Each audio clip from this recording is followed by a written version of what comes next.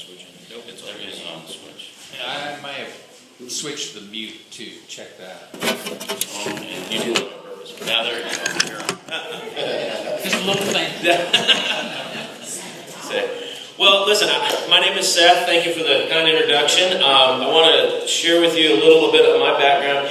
Robin asked me to talk about the history of the General Conference and sort of where we're going in the future, because you guys have been around longer than the General Conference, but that makes sense because the conference only came about as a result of many churches agreeing to work together. So obviously we have lots of churches that predate the actual organization. I want to share with you, this is my family. That's my wife, Stacy, and I have 3 boys, Isaac, Jacob, and Luke. Now, if I had known I was going to have 3 before I had them, I'd have maybe started with Abraham, Isaac, and Jacob. But, we got down to Isaac, Jacob, and then I had 10 choices, didn't I? But I know a Joseph, I wasn't going to use that one, and my wife wouldn't go for Gad, so I don't know. A couple of years ago, we were out to Yosemite, and just so that you kind of know where we're coming from, we took this picture, and this is like the picture that goes on Facebook, right? And that's what speaking at conferences are. This is like the Facebook Seth, but this is who we really are. So we're just a regular family who God has chosen for a period of time to put us in this position, and I'm honored by that, and also recognize the responsibility of leadership that comes with that as well. Wenatchee is part of the Church of God General Conference, and the General Conference is really just a collection of churches, and but we have lots of history with General Conference is a collection of churches that isn't really a super formal bunch. Like Kashmir is just as Church of God as anybody. In fact, you guys might be more Church of God than the General Conference. I don't know. So we have a little bit of history about the Church of God. While it didn't formally exist, I mean, we could go all the way back to Jesus to talk about it, but we don't have that much time today. But the reality is, if we just jumped in randomly in the 1700s in England and even across Europe, we could go into the Racovian Catechism and lots of the Radical Reformation. But even just in England, there were a number of people who were looking around and saying, we just don't understand what the church is saying. It doesn't seem to match with what we see in Scripture. And there's a lot of just individuals starting to explore what the Scriptures had to say that didn't line up with what we could consider creedal Christianity. And people like Joseph Priestley, I don't know if you know that name. You should know that name. He discovered oxygen. He's a pretty important guy. And maybe more importantly to you, he discovered carbonated water. So that's, if you like your Coke, you appreciate him. But this is an interesting thing. And Joseph, I wouldn't say that he's like the precursor of the Church of God. He's just representative of a whole lot of people who are coming out of orthodoxy. And Wikipedia simply says, like Joseph Priestley, just one of many, who strongly believed in the free and open exchange of ideas, advocated toleration and equal rights for religious dissenters, which also led him to help found Unitarianism in England. The controversial nature of Priestley's publications, you can only imagine, combined with his outspoken support of the French Revolution, aroused public and government suspicion. He was eventually forced to flee in 1791, first to London and then to the United States, after a mob burned down his home in England and his church. He spent his last 10 years in Pennsylvania. And so what we see happening is a lot of people leaving Europe under pressure for religious freedom, coming over to the United States, and then through the 1800s in the United States, we have small congregations and churches popping up all over, upstate New York, Pennsylvania, Ohio, Michigan, Indiana, down through the Carolinas, and in the Western movement, and Wenatchee, Washington, as people took this recently rediscovered or just held on to faith as they went through the United States. And each congregation was independent and just doing, following Jesus the best that they knew how. And then they didn't have YouTube, but they had publications, and they started circulating publications. and just putting that out to see if there were others out there. And eventually, those many of our churches began to bump into someone else, and there'd be a publication that, hey, we're here in Michigan and we believe these things, and there's another church we found in Indiana that believes this, and there's a church in Iowa that believes this, and there's a church in Missouri, and there's 3 churches in Minnesota, and there's some churches down in North Carolina, and there's some out in Washington. And after not too long, they started saying, well, maybe we should cooperate and get together. And in 1869, they tried to do just that. But how easy is it for a bunch of people who are willing to go against the grain, disagree with everybody that brought them up, and do their own thing, get together and say, hey, let's get together great? It didn't happen. So in 1869, they got together to see if they could get together, and they couldn't get together. So in 1888, they got together to see if they could get together, and they couldn't get together.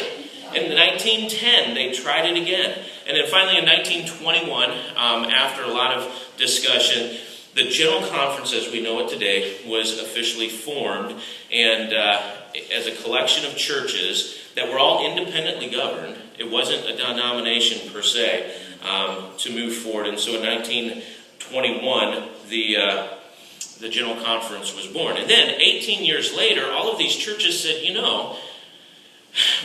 we really should be training pastors that see scriptures the way that we see them. And so in 1939, in Oregon, Illinois, they founded what was then called the National Bible Institute. And it was for the training of pastors. And my grandfather, Emery Macy, attended there. And he was good friends with Jim McGaw's dad. What's his name? Sid McGaw. And it was different back then. My grandfather got married, and Sid and his wife and Grandpa and Grandma, they went out to Yellowstone on their honeymoon as a foursome. So, anyway, and they shared a cabin together. Okay, I don't understand. Anyway, so in 1939, the Bible College was born. And then later it was renamed Oregon Bible College. And here's where my story intersects with this a little bit, and also Anthony. My father, Kent Ross, in 1981 was asked to come be an instructor at the Bible College, and then they bumped into this crazy British guy who was living in California, and Anthony came and joined the staff in 1982. And so really in this picture, I'm the guy with hair in the middle, and things change, yes. And I was in 8th grade, and then right next to me is Anthony's daughter, Sarah. This is actually our 8th grade graduation night. So we go way back. But then in 1991, through a series of events, the General Conference moved Oregon Bible College to the Atlanta area. And that's my father and Dick Eldred at the groundbreaking ceremony in 1991. And so they have been located there, and now in McDonough, which is on the south side of Atlanta, for many years. Also in that same year, a young guy named Joe Martin joined the staff. Yeah, how about that? So, in 1991, Joe came in, and you were in California prior to that? Arizona, and then. So the Bible College is really south of Atlanta. It's not in the city if you've never been there. And through a series of events in what year, Joe? 2008-ish. We were able to secure this building. We actually have our offices and do classes on the 4th floor, and we're able to rent out the other space on the other 3 floors, and that pays for itself. And so we really feel blessed in that way. Over the years, the General Conference has had 10 different conference leaders and 12 different college presidents. Now, the reason that this is important, I think, is because it speaks to the fact that this is not the movement under the direction of one single charismatic leader. And it's not the cult of personality, as many people have experienced in unorthodox situations. What this says is that this group of people of which you are a part are committed to truth, and it is the truth that drives us. And that it is not a personality that we follow, it is the scriptures that we follow. And that people will come and people will go, but it is the movement that matters. And when I say the movement, I don't even mean the organization. I mean truth. It's biblical Unitarianism. It's belief in the coming kingdom. It's the oneness of God.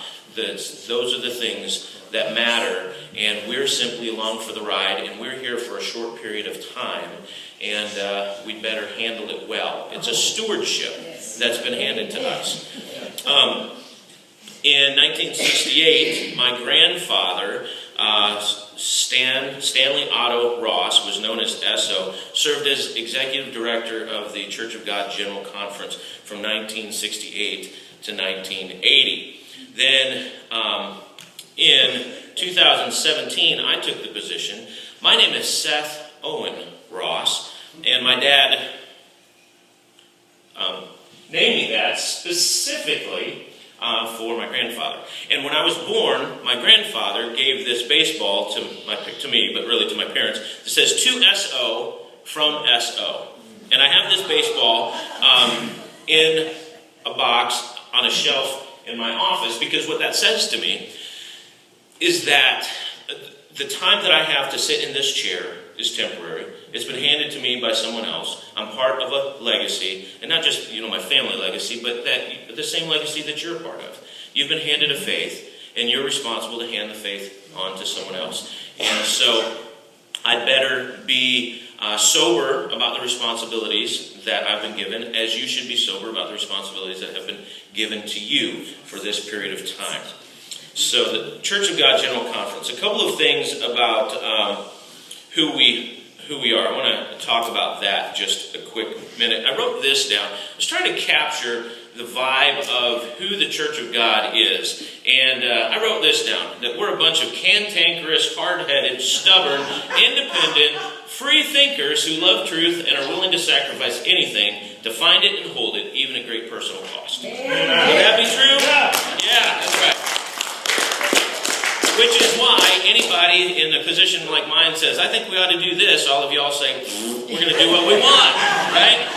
So, growing up, I had this kind of self-perception that we were this wacky offshoot of Christianity, and we're tiny and we're small, and we kind of don't want to make too many waves, and it was just sort of a self-flagellation type of thing.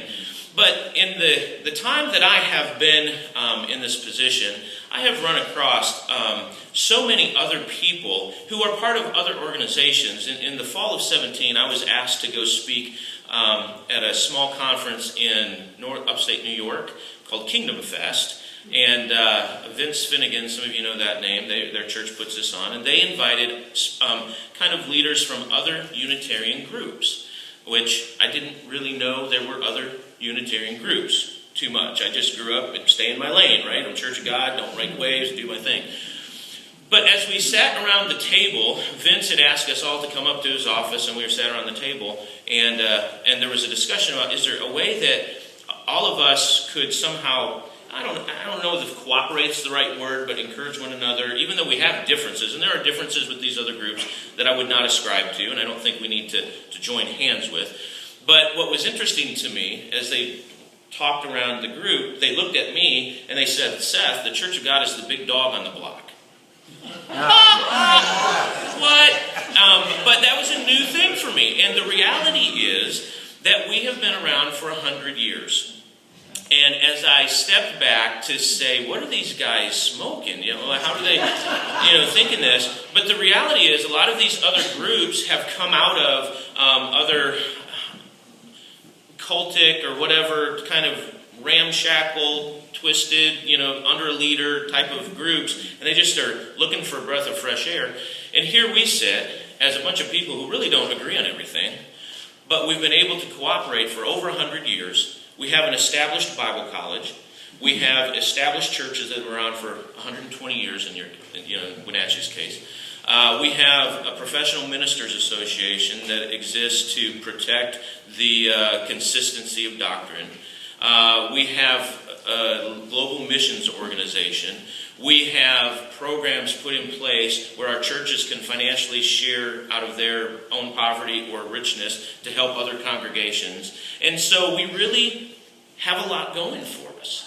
And I've had to change the way that I've viewed ourselves from, oh, woe is us, to hold on. God's given us a great amount of blessing that we need to be good stewards of as we go forward.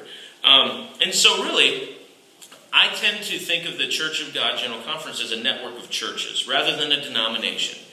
And for me, it's a denomination denotes kind of a top-down type of thing. And as you know, that's not what the Church of God General Conference is. It's a bunch of independent churches that are agreeing to work together even when we don't all agree. And that's really pretty amazing. And that we've been able to do that for so long. In fact, one of the things Anthony said to me just yesterday in the car, he says, one of the geniuses of the Church of God is you don't excommunicate one another. Right? Because the reality is we've all been kicked out of other places. Why wouldn't we kick each other out of us, right? And yet we all know that there have been times when things like that have happened because we care about truth, and yet we continue to work on loving each other. And yet, when I looked up a denomination, the technical definition is a recognized autonomous branch of the Christian church. Well, there's nobody more autonomous than us, is there? So maybe we are. I want to protect the time here. Here's what the General Conference does.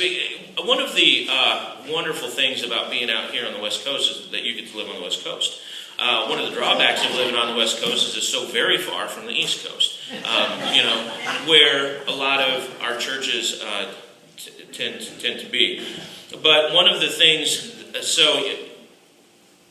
that I have heard from time to time from people in our Arizona churches, California church, Washington, is that they feel a little bit disconnected or not aware of what's going on. So I thought I would share some of those things.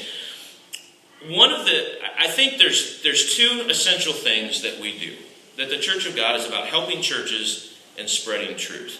We're really a service organization. We're not a directional organization to tell people what to do. Like I said, you wouldn't do it anyway. But it's one of those things where we come along collectively to help one another. And the Church of God General Conference is not really about 8 people in an office in Atlanta. The General Conference is you. It's the collection of churches. So when somebody says, I'm mad at the General Conference, I'm like, well, why are you mad at people in Minnesota? Why are you mad at people in, and they're like, well, I'm not.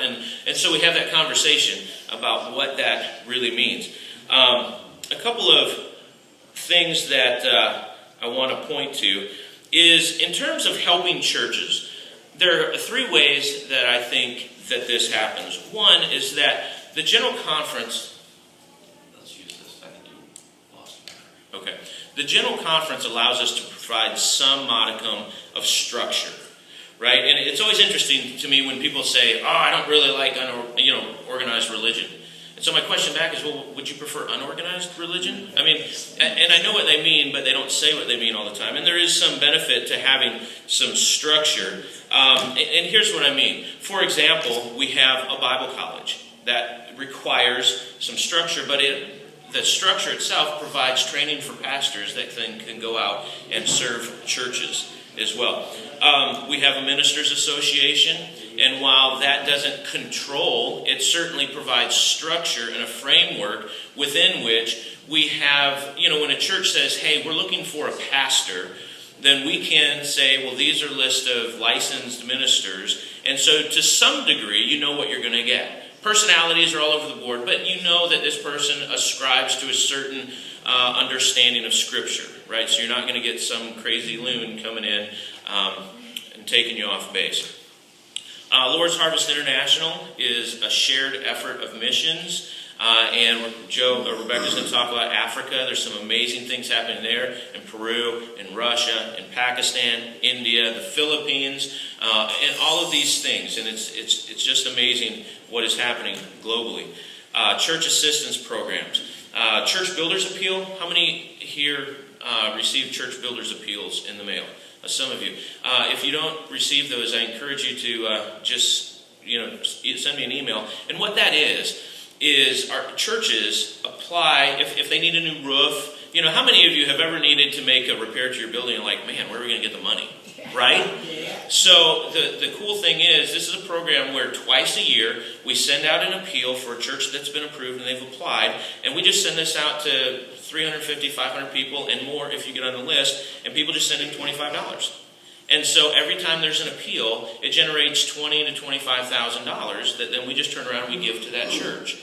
It's churches helping churches. It's fantastic. And that's difficult for one church to help another church, but when we have 80 churches plus, it's an amazing thing. And this is all we do is provide some structure for that to happen. We just get the help where it needs to go.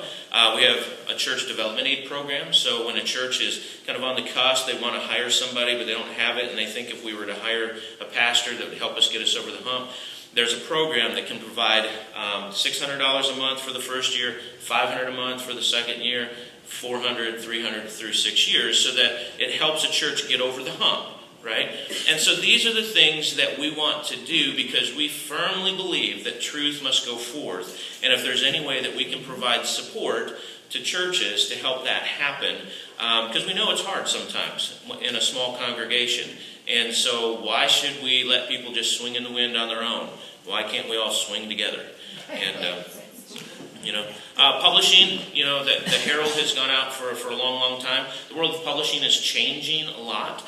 The world of publishing is moving to online, whether it's blogging or YouTube or other things. But there's a certain slice of people that still love to get that in the mail and be able to read that. So we're still trying to maintain some of that, and the quarterly and some other things as well. Also, we have just begun creating a network for homeschooling families, a network for non-Trinitarians and supporting parents with kids in school. So what we're doing, I don't know if you have any homeschoolers in your midst, but a lot of the homeschool networks out there are all Trinitarian in nature. And so our Church of God people that love homeschooling and we think it's a valuable thing, they're like, where do we go for resources? And so we just try to connect them together, and that's happening on Facebook. So if you're interested in that or you know somebody that would benefit from that, let me know and I'll get you connected with that.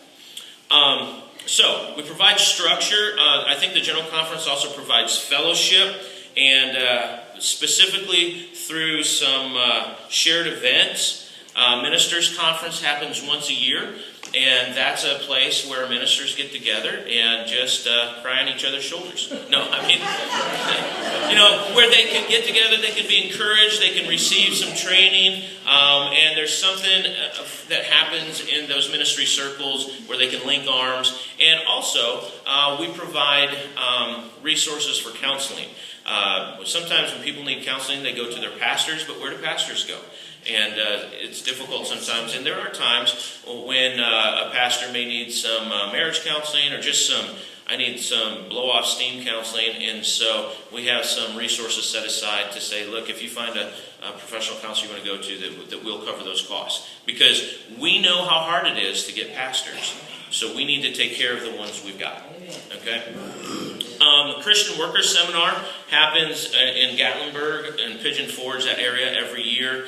This is sort of a general fellowship event where people take a vacation and come down for a week. We have classes in the morning. The afternoons are wide open, so people can go walk in the mountains, go to Dollywood, go shopping, whatever you do in Gatlinburg. Go to shows. There's evening services, and so that's a real benefit to some. Then later in every spring, we have the Theological Conference, which my dad and Anthony started back in 1989 or 1990, somewhere in there. And that's where people gather.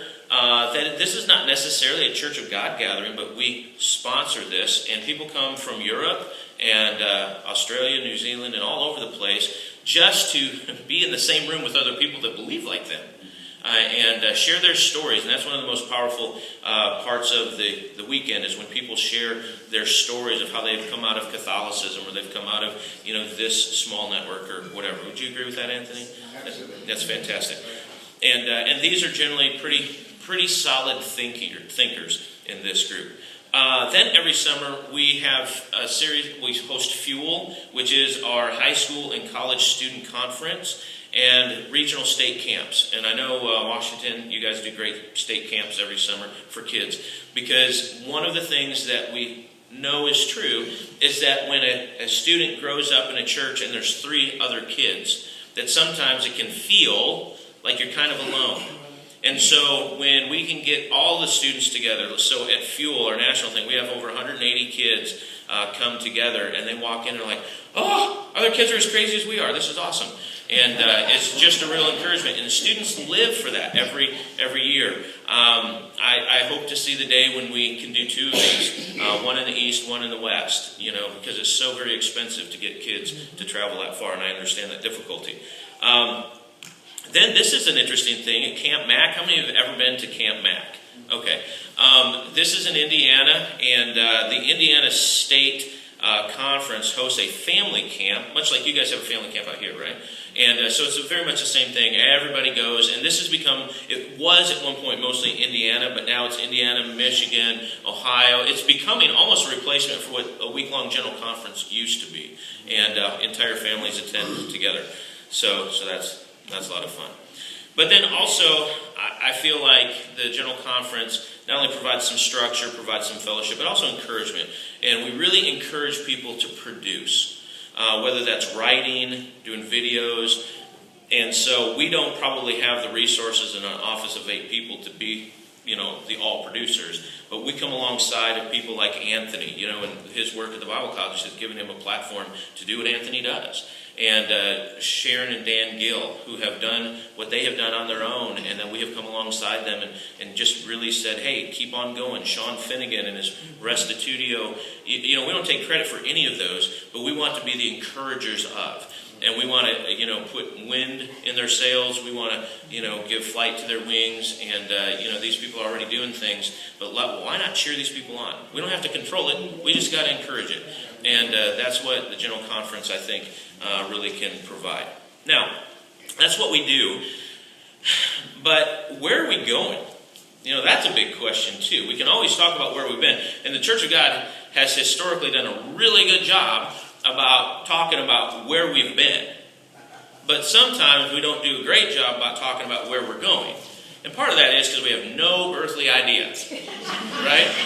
And that's part of my job, is to think about things that don't exist, which is a challenge. But it also, I think, is, as I sort of just survey and travel, and my whole first year, I used 3 words to kind of characterize what I wanted to accomplish in my first year in this position. That was listen, assess, and discern. Listen, assess, discern. And so I traveled as much as I could. I didn't make a lot of changes up front because I just had to get the lay of the land. I mean, this baby's so big and so complex, and there's so many different directions that you could spend a lot of energy in things that don't produce much results. I always call that sideways energy. And we do those things in our churches, right? There are things that we do that we've always done, but we got to keep doing them, and everybody gets tired with doing them, and they don't really produce anything. It's sideways energy. So as I've been looking at what is beginning to happen, and it's been happening, but we're just sort of trying to crystallize it. One of the things is finding people. That the General Conference is doing the best we can through the efforts of specifically Robin and Anthony. Robin had already had a whole network of scattered brethren that when he came to the conference, and Anthony, of course, gets emails from all over the world, and the General Conference, through our website, we get contacted all the time from folks in Africa, Europe, all parts of the world.